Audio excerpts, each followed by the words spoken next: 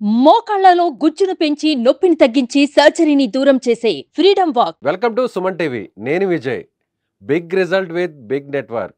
రేపు వచ్చేటువంటి రిజల్ట్స్ కోసం అందరూ కూడా ఎంతో ఆసక్తిగా ఎదురు చూస్తున్నారు. అయితే ఇప్పటికే ఎగ్జిట్ పోల్స్ ఫలితాల్లో తెలుగుదేశం పార్టీ కూటమికి అధికారం రాబోతుందని పలు సర్వే సంస్థలు చెప్పినటువంటి నేపథ్యంలో ఇప్పుడంతా కూడా చంద్రబాబు నివాసం వద్ద హడావిడి ఉంది. ప్రస్తుతం కృష్ణానది దగ్గర ఉన్నటువంటి ఉండవల్లి కరకట్ట మీద ఉన్న చంద్రబాబు నివాసం వద్ద తాజా అప్డేట్స్ని అక్కడ ఉన్నటువంటి వాస్తవ పరిస్థితిని మా రిపోర్టర్ విజయ్ లైవ్లో అందించబోతున్నారు. విజయ్, అక్కడ సిచ్యువేషన్ ఏంటి ఒకసారి వివరించగలుగుతారా? ఇక్కడ మనం చూసినట్లయితే కనుక మనం ఇప్పుడు ప్రస్తుతం మాజీ ముఖ్యమంత్రి నారా చంద్రబాబు నాయుడు గారి ఇంటి దగ్గర అయితే ఉన్నాము. సో ఇక్కడ చూసినట్లయితే కనుక రోజు ఉండే సిబ్బంది కంటే కూడా అడిషనల్ సిబ్బందిని యాడ్ చేశారు.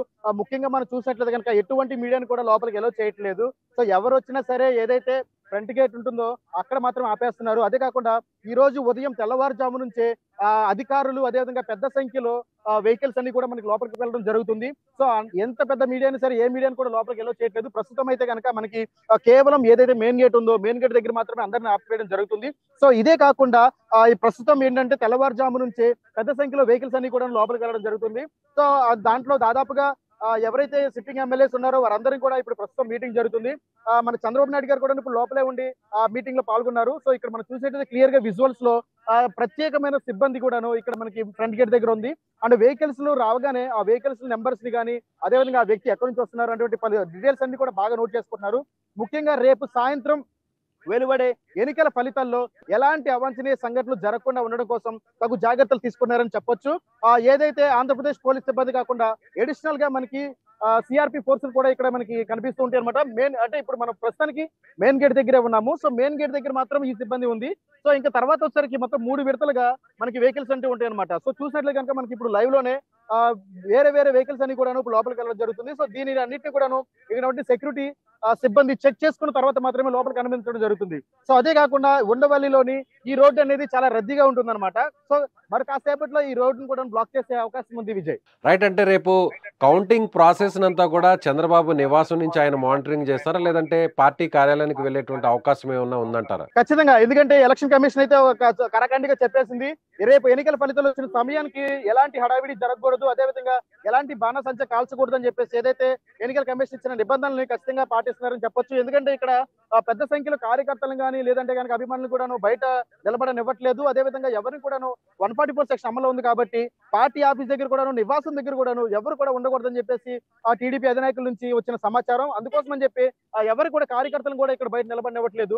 అదేవిధంగా ఇంకొక మేజర్ ప్రాబ్లం ఏంటంటే ఇక్కడ మనం చూసినట్లయితే కనుకను ఆ సిబ్బంది కూడాను చాలా కట్టుదిట్టంగా ఉన్నారు. ఎందుకంటే ఏదైతే అధికారంలోకి వస్తారో లేకపోతే ఏమవుతుందో విషయం తెలియదు కాబట్టి దానికి సంబంధించి తగు చర్యలు చాలా బాగా తీసుకున్నారని చెప్పొచ్చు. ఎందుకంటే ఎలాంటి అవాంఛనీయ సంఘటనలు జరగకుండా ఎలాంటి చిన్న పొరపాటు కూడా జరగకుండా ఆ నివాసం దగ్గర చాలా పెద్ద ఎత్తున పోలీస్ బలగాలు మోహకరించినాయని చెప్పి చూడొచ్చు. సో ఇప్పటికే అనేక సర్వే సంస్థలంతా కూడా అనేక మీడియా సంస్థలు జాతీయ స్థాయిలో ఉన్నటువంటి మీడియా ఛానల్స్ అన్ని కూడా అటు తెలుగుదేశం పార్టీ కూటమికి ఎడ్జ్ ఉన్నట్టుగా, తెలుగుదేశం పార్టీ కూటమే అధికారంలోకి రాబోతున్నట్టుగా కొన్ని సర్వే సంస్థలు కొన్ని మీడియా సంస్థలు రిజల్ట్స్ ఇచ్చినటువంటి పరిస్థితి, అంటే ఎగ్జిట్ పోల్స్ ఇచ్చినటువంటి పరిస్థితి. అయితే మరికొన్ని సంస్థలు అయితే వైసీపీ తిరిగి రెండోసారి అధికారంలోకి వస్తుందని చెప్పారు. సో కొన్ని సంస్థలేమో ఎన్డీఏకి ఇచ్చాయి, మరికొన్ని సంస్థలు వైసీపీకి ఇచ్చాయి. సో ఇప్పుడు రెండు పార్టీలు కూడా తెలుగుదేశం కూటమి కావచ్చు, ఎన్డీఏ కావచ్చు, అదేవిధంగా వైసీపీ కావచ్చు, ఈ రెండు పార్టీలు కూడా రేపు జరగబోతున్నటువంటి కౌంటింగ్ ని చాలా సీరియస్ గా తీసుకుంటున్నారు. దానికి సంబంధించి కూడా ఇప్పుడు చంద్రబాబు నాయకులకి అదేవిధంగా క్యాడర్కి ఏమైనా సూచనలు దిశానిర్దేశం చేసేటువంటి పరిస్థితి ఏమైనా జరుగుతుంది అనుకోవచ్చా?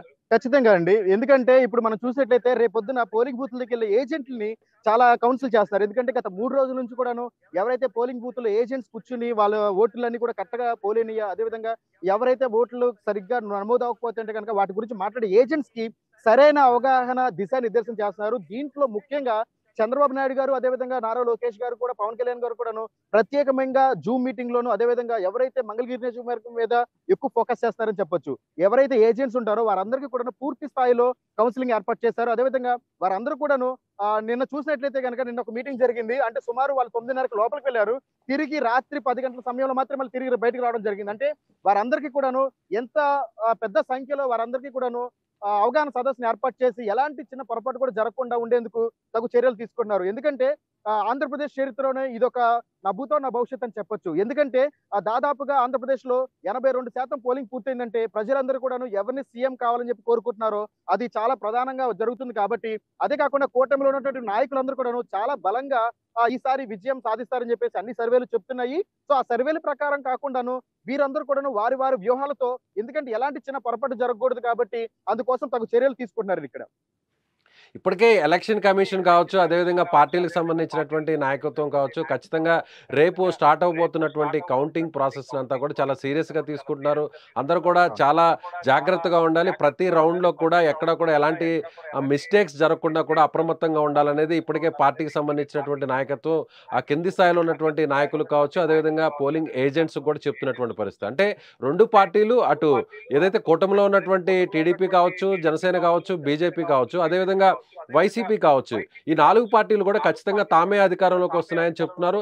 సర్వే సంస్థలు కూడా ఎగ్జిట్ పోల్స్‌లో కూడా అన్ని పార్టీలు కూడా కొన్ని సంస్థలు అనుకూలంగా వచ్చినటువంటి పరిస్థితి. సో రేపు జరగబోతున్నటువంటి కౌంటింగ్‌ని చాలా సీరియస్‌గా తీసుకుంటుందనుకోవచ్చా తెలుగుదేశం పార్టీ? ఖచ్చితంగా విజయ్. ఎందుకంటే చాలా సీరియస్ గా తీసుకుంటుంది. మన దానికోసం ఎన్నికలు ఎప్పుడైతే పూర్తయినాయో అప్పటి నుంచి కూడాను క్షేత్ర స్థాయిలో ఎప్పుడైతే మంగళగిరి నియోజకవర్గంలో తెలుగుదేశం పార్టీ కార్యాలయం ఉంది కాబట్టి, సో ఇక్కడ పెద్ద పెద్ద అధికారులందరూ కూడాను ఎవరైతే కార్యకర్తలందరినీ కూడాను వారందరికీ ప్రత్యేకమైన మీటింగ్లు, అదేవిధంగా ప్రత్యేకమైన ఏర్పాట్లు చేయడం జరిగింది. సో వారందరూ కూడా ఉదయం నుంచి సాయంత్రం వరకు రాత్రి 10 అయినా సరే వారికి ప్రత్యేకమైన అవగాహన, అదేవిధంగా ఎలాగ పోలింగ్ బూత్ల దగ్గర ఎలా మాట్లాడాలి, అదేవిధంగా ఎలాగా మనకి ఓట్ల లెక్కింపు విషయంలో ఎలాంటి చిన్న పొరపాటు జరగకుండా కార్యకర్తలందరూ కూడాను పూర్తి స్థాయిలో వారికి అవగాహన ఏర్పాటు చేస్తున్నారు. సో ఇలా ఉంటే ఇక్కడ మనకి మంగళగిరి నియోజకవర్గంలో చూసినట్లయితే కనుక మనకి వైఎస్ఆర్సీపీ నుంచి కూడాను వారందరూ కూడాను పెద్ద స్థాయిలో ఎలాంటి ఏర్పాట్లు జరుగుతున్నా సరే టీడీపీ మాత్రం ప్రత్యేకమైన ఏర్పాట్లు చేస్తుందని చెప్పొచ్చు. ఎందుకంటే ప్రతి కార్యకర్తని కూడా ఎవరైతే మనకి తెలుగుదేశం పార్టీ కార్యకర్త అని అనుకుంటున్నారో వారందరినీ కూడా ఆఫీస్ కి ఖచ్చితంగా పిలుస్తున్నారు.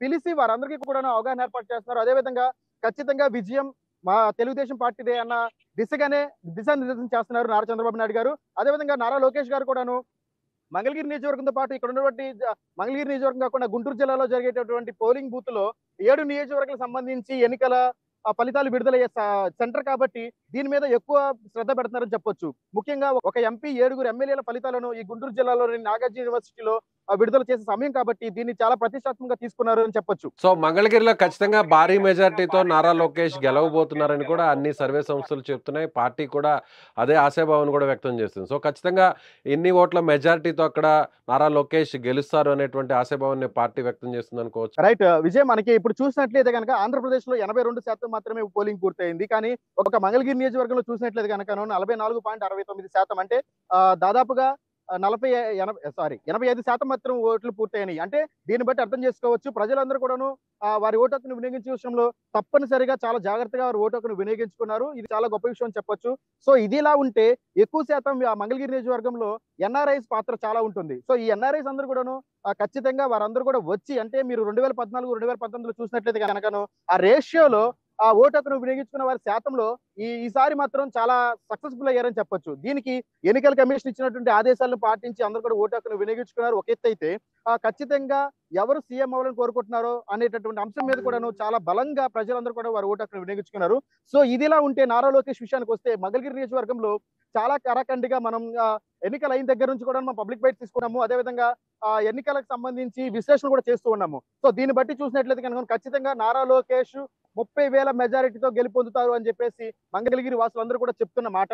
సో దానికి తగ్గట్టుగానే దిశానిర్దేశం చేస్తున్నారు తెలుగుదేశం పార్టీ నాయకులు, అదేవిధంగా కార్యకర్తలందరూ కూడా చెప్పొచ్చు.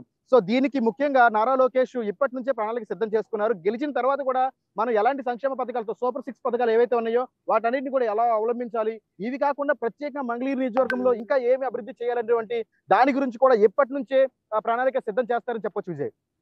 సో ఒకవేళ రేపు కౌంటింగ్‌లో తెలుగుదేశం పార్టీకి ఆధిక్యత వచ్చినా, లేదంటే ఖచ్చితంగా స్పష్టంగా గెలుస్తున్నటువంటి సంకేతాలు కనిపించినా కూడా క్యాడర్ కావచ్చు, కార్యకర్తలు, నాయకులందరూ కూడా రేపు ఇదే ప్రాంతానికి పెద్ద ఎత్తున తరలివచ్చే అవకాశం ఉందంటారా? లేదంటే పోలీసులు అక్కడ ఏమైనా ఆంక్షలు లాంటి ఏదన్నా ముందస్తుగానే విధించినటువంటి పరిస్థితి ఏమైనా ఉందంటారా? రైట్. మనం నిన్న సీఐ గారితోనూ అదేవిధంగా డిఎస్పీ గారు ప్రెస్ మీట్ లో విన్నట్టయితే ఏదైతే పార్టీ నివాసాల దగ్గర ఎట్లాంటి అడవిడి చేయకూడదు అని చెప్పేసి గట్టి సూచనలు అయితే ఇచ్చారు. సో ఆ సూచనల్ని పాటిస్తామని అయితే చెప్తున్నారు. కానీ ఎందుకంటే కార్యకర్తల అభిమానం అనేది ఆ స్థాయిలో గెలిచిన తర్వాత వారి అభిమానం అనేది ఎలా ఉంటుంది అనేది ఎవరు అంచనా వేయలేరు. ఆ సమయానికి ప్రజల అభిమానం అనేది ఏ స్థాయికైనా వెళ్ళొచ్చు విజయ్. ఎందుకంటే మన గత ఎన్నికల ఫలితాల్లో చూసినట్లయితే కనుక 2019లో ఓటమి పాలైనప్పుడు కూడాను పెద్ద సంఖ్యలో ఈ నివాసం దగ్గరికి, ఏదైతే ఇప్పుడు మనం నిలబడి ఉన్నామో ఇదే నివాసం దగ్గరికి పెద్ద సంఖ్యలో ప్రజలందరూ కూడాను గుమ్మిగూడారు. ఎందుకు ఇలాంటి జరిగింది, ఎందుకు ఇలా జరిగింది అనేటువంటి అంశాల గురించి ఇక్కడ ఇదే నివాసం దగ్గర పెద్ద ఎత్తున సమావేశం ఏర్పాటు చేసి చర్చనీయాంశంగా జరిగింది. అదేవిధంగా గత ఎన్నికల్లో ఇదే ప్రాంతంలో చిన్నపాటి అల్లర్లు కూడా జరిగినాయి అని చెప్పొచ్చు. సో కానీ ఈసారి అటువంటి పొరపాట్లు ఏమి జరగకుండా ఖచ్చితంగా గెలుపొందుతారని చెప్పేసి ఆశాభావం వ్యక్తం చేస్తున్నారు. కాబట్టి ఖచ్చితంగా ఈసారి మనం ఏదన్నా పార్టీ మీటింగ్లు కానీ ఉంటే కనుక ఖచ్చితంగా మంగళగిరిలో ఉన్నటువంటి పార్టీ ఆఫీస్ దగ్గరే తప్ప నివాసం దగ్గర ఎలాంటి హడావిడి కానీ ఎలాంటి చర్యలు చేపట్టే అవకాశం లేదని చెప్పేసి చెప్తున్నారు. తెలుగుదేశం కార్యకర్తల నుంచి వచ్చిన సమాచారం ఏంటంటే కొంతమంది విఐపీలకి మాత్రమే ఇక్కడ అవకాశం ఉంది, అంటే వాళ్ళకి మాత్రమే ఇక్కడ ఒక మీటింగ్ జరుగుతుంది. ఎన్నికల ఫలితాలు అంటే సుమారు మనకి 6 గంటల సమయంలో వెలువడే అవకాశం ఉంది, అంటే 2 గంటల నుంచి ఫలితాలు వస్తూ ఉంటాయి. సో ఇక్కడ రాత్రి 10 గంటలకు ఒక మీటింగ్ ఉందని చెప్పి సమాచారం. అదేవిధంగా 10 గంటల తర్వాత పార్టీ ఆఫీస్ దగ్గర మీటింగ్ ఉందని చెప్పేసి తెలుగుదేశం పార్టీ కార్యకర్తల దగ్గర నుంచి మనకు వస్తున్న సమాచారం Vijay. Right, thank you so much Vijay. ఇది మా ప్రతినిధి విజయ్ అందిస్తున్నటువంటి సమాచారం. ముఖ్యంగా అక్కడ ఉండవల్లిలోని చంద్రబాబు నివాసం వద్ద ఆయన ఇప్పటికే తెలుగుదేశం పార్టీకి సంబంధించినటువంటి కొంతమంది ఎమ్మెల్యేలు అదేవిధంగా సీనియర్ నాయకులతో సమావేశమయ్యారు. రేపు జరగబోతున్నటువంటి కౌంటింగ్ ప్రక్రియకు సంబంధించి నాయకులకు ఆయన దిశానిర్దేశం చేస్తున్నారు. అదేవిధంగా కౌంటింగ్ స్టార్ట్ అయినప్పటి నుంచి చివరి వరకు కూడా అందరూ అప్రమత్తంగా ఉండాలని చంద్రబాబు కీలక నేతలకు సూచనలు చేస్తున్నట్టుగా తెలుస్తుంది. అదేవిధంగా చంద్రబాబు నివాసం వద్దకు ఎవరు పెద్ద ఎత్తున రానివ్వకుండా పోలీసులు కట్టుదిట్టమైనటువంటి భద్రత ఏర్పాట్లు చేశారు. అదేవిధంగా అందరూ కూడా పార్టీకి సంబంధించినటువంటి నాయకులు కార్యకర్తలందరూ కూడా మంగళగిరిలో ఉన్నటువంటి తెలుగుదేశం పార్టీ ప్రధాన కార్యాలయం వద్దకే రావాలని ఇప్పటికే తెలుగుదేశం పార్టీ ఒక పిలుపునిచ్చినటువంటి పరిస్థితి. సో ఖచ్చితంగా మంగళగిరిలో నారా లోకేష్ గెలవబోతున్నట్టుగా తెలుస్తుంది. అదేవిధంగా మంచి మెజారిటీతోనే నారా లోకేష్ గెలుపొంది అసెంబ్లీలోకి అడుగు పెడతారని తెలుగుదేశం పార్టీ క్యాడర్ నాయకత్వం అంతా కూడా భావిస్తున్నట్టుగా మా ప్రతినిధి విజయ్ చెప్తున్నారు. Thank you so much. Big result with big network. Suman టీవీలో మీ పర్సనల్ అండ్ బిజినెస్ ప్రమోషన్స్ కోసం కింది నెంబర్కి కాంటాక్ట్ చేయండి.